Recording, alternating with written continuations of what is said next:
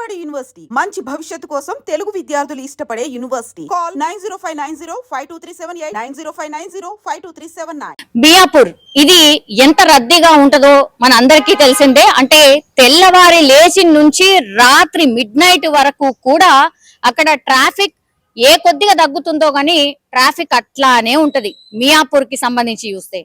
And that ఆ metro stations, ఆ metro రద్దీ కావచ్చు, లేదంటే ఈ ఐటీకి సంబంధించిన వాళ్ళకు కావచ్చు, ఈ నైట్ డ్యూటీస్ అనుకోండి. సో ఎక్కడ కూడా ట్రాఫిక్ అనేది తగ్గదు, రద్దీ అట్లాగే ఉంటది. సో నిన్న రాత్రి 10:25 ప్రాంతంలో అక్కడ లారీ, మనందరికీ తెలుసు ఈ లారీస్ అన్ని కూడా ఆఫ్టర్ 10 తర్వాతనే సిటీ లోపలికి ప్రవేశిస్తూ ఉంటాయి.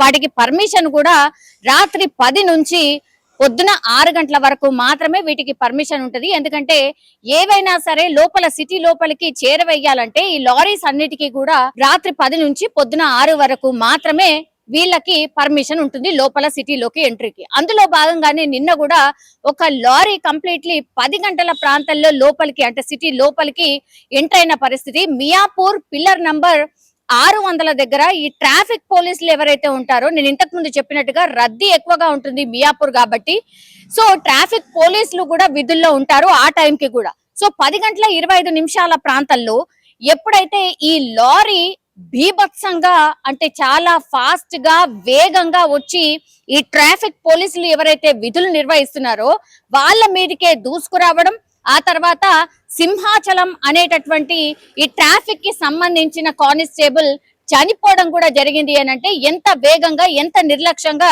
ఈ లారీని డ్రైవ్ చేశాడు డ్రైవర్ అనేది మనం అర్థం చేసుకోవచ్చు. పూర్తిగా ఈ విధుల్లో, ట్రాఫిక్ కి సంబంధించిన విధుల్లో 3 కానిస్టేబుల్ ఉంటే అందులో ఒక కానిస్టేబుల్ అక్కడికక్కడే చనిపోయిన పరిస్థితి. ఇంకో 2 అయితే ట్రీట్మెంట్ కోసం సమీపంలో ఉన్నటువంటి హాస్పిటల్ కి తరలించారు.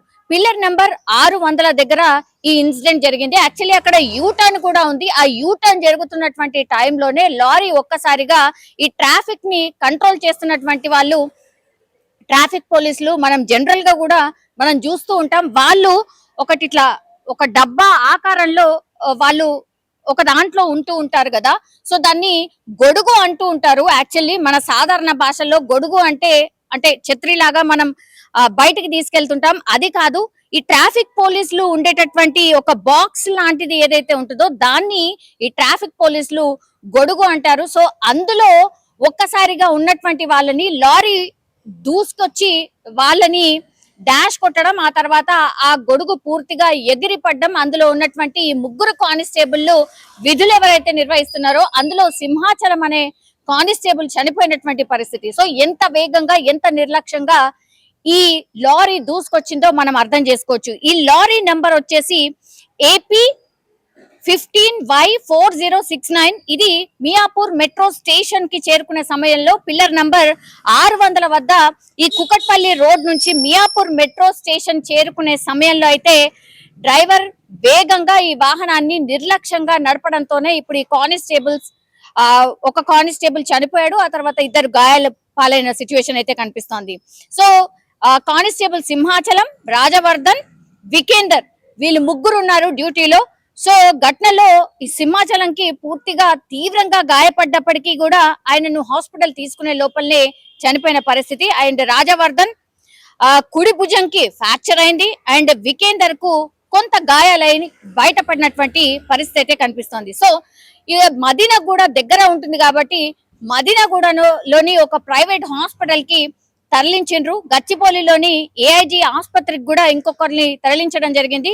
కానీ అప్పటికే నేను ఇంతకు ముందు చెప్పినట్టుగా సింహాచలం అనే కానిస్టేబుల్ మాత్రం అక్కడికక్కడే చనిపోయిన పరిస్థితి. ఇప్పుడు మియాపూర్ పోలీసులు రంగంలోకి దిగారు.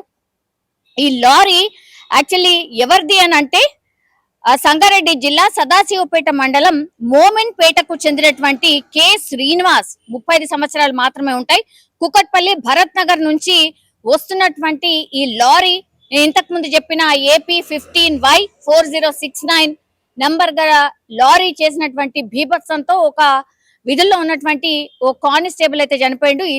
ఒకరికేమో భుజం ఫ్రాక్చర్ అయింది, ఇంకొకరేమో గాయాల పాలై హాస్పిటల్లో ట్రీట్మెంట్ తీసుకున్నటువంటి పరిస్థితి అయితే కనిపిస్తోంది.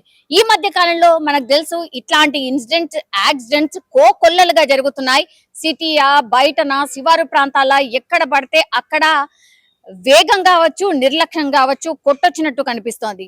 మరి ఇప్పుడు ఈ డ్రైవర్ మద్యం మత్తులో నడుపుతున్నాడా, లేకపోతే నిర్లక్ష్యంగా నడపడానికి రీజన్ ఏంటి, ప్రాపర్ గా ఈ లారీకి పేపర్స్ అన్ని ఉన్నాయా లేదా, ఒక్కసారిగా ఈ ట్రాఫిక్ పోలీసులను చూడగానే వేగంగా వెళ్ళిపోయాడా, ఇట్లా రకరకాల క్వశ్చన్స్ అయితే రైజ్ అవుతున్నాయి.